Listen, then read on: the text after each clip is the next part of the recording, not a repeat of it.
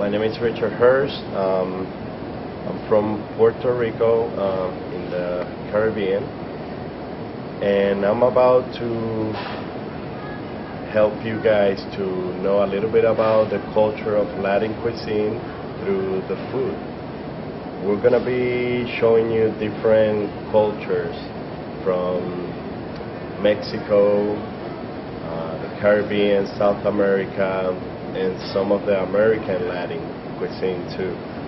We're going to be doing some of,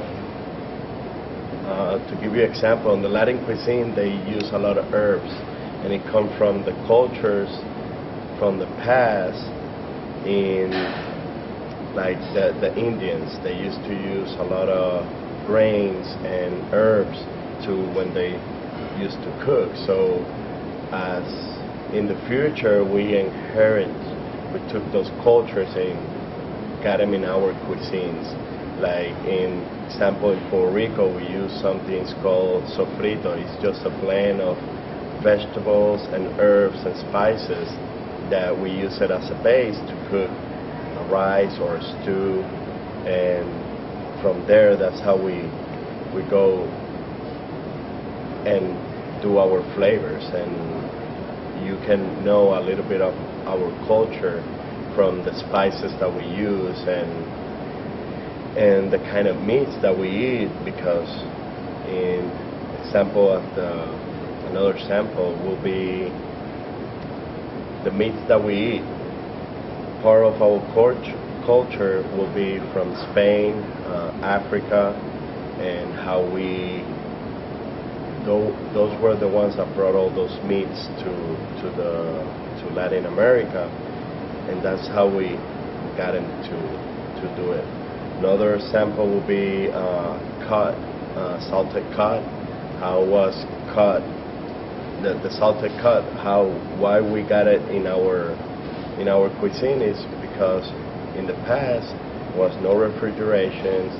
It was a way to preserve the meat, and when it was time to cook or there were time to serve dinner, the process, what they did from get a salted cod to a meal so it won't be salty, all that will be involved with the culture.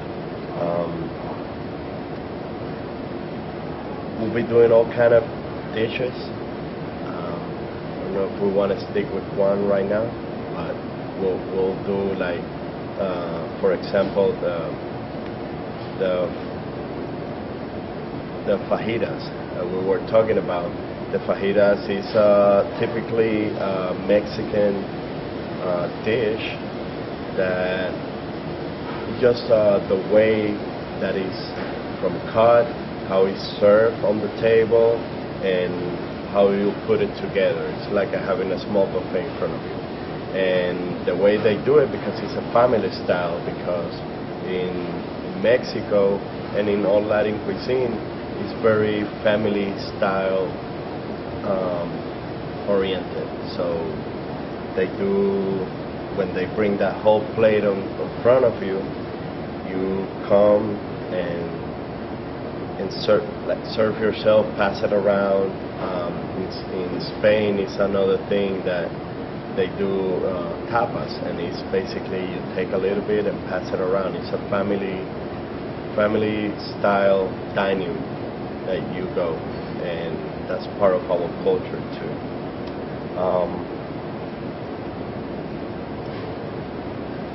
This opportunity for me from teaching you guys the knowledge is a passion, and do the recipes for success it's an honor to help the program. I'll give all my knowledge that I can, and I'll bring more, and it's a good opportunity for you guys and for me to develop and just know our past culture. That's why we are a certain way as a Latin cuisine and Latin person. Thank you. Ready when you are. All right. My name is Kachal Lett. I'm the executive chef at Gordon Bierce Restaurant in Midtown Atlanta on 848 Peachtree Street. The module that I'm teaching is Asian cuisine. What's the recipes for success part? Back on? Back on. All right. For the recipes for success program, I'll be teaching the Asian module.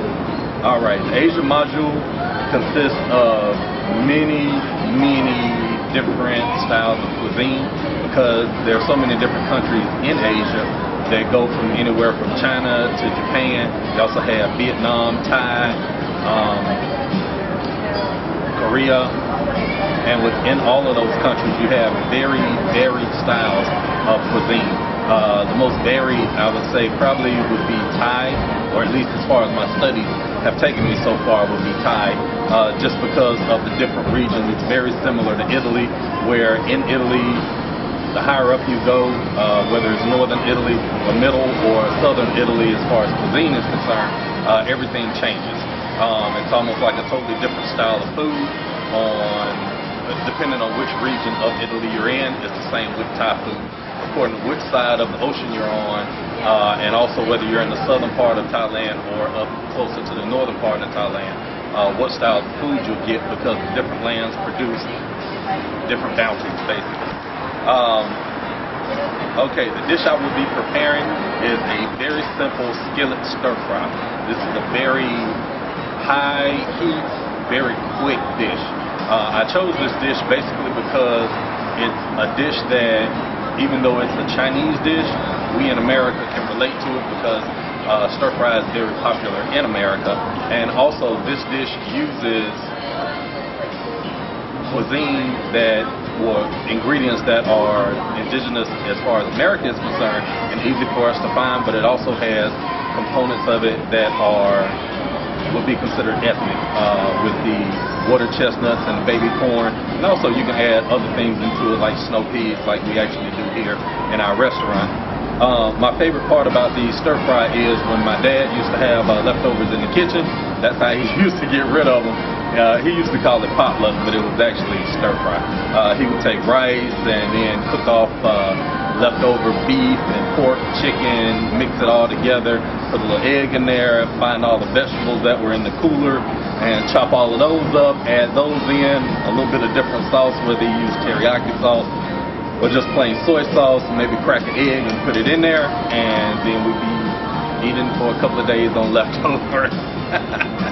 So that's why I chose that dish, basically because, like I said, even though it's a Chinese dish from China, we in America use it here a lot, and we're very accustomed to it in America, and we know it, and it's easy, quick, very simple dish to learn. So that's why I chose that one. It's relevant to the culture of Asia, just basically because it's a dish that is very versatile. In Asia, the income levels do not allow for a lot of extravagant dishes and extravagant eating. This allows people to use up all of the leftovers that they had, and also be able to use just whatever was at hand. With this dish, you can do shrimp, like I said, chicken, beef, you could use squid if you wanted to. Anything you want to use in this dish, you're able to use. And rice, of course, in China, rice is the starch staple for China.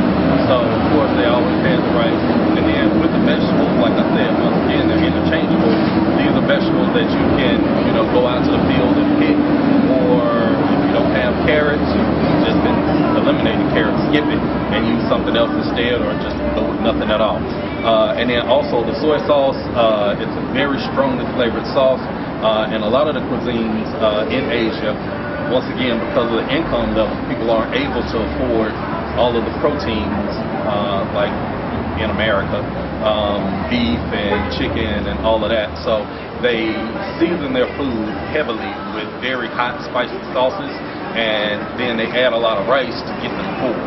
And once again, that's because of economic issues, but it makes them feel full, and because of the flavor being so strong, they can mix it into the rice. The rice cuts back on the flavor of the sauces a little bit, but the rice fills them up, and the strong flavors makes them feel like they've eaten a lot across their palate.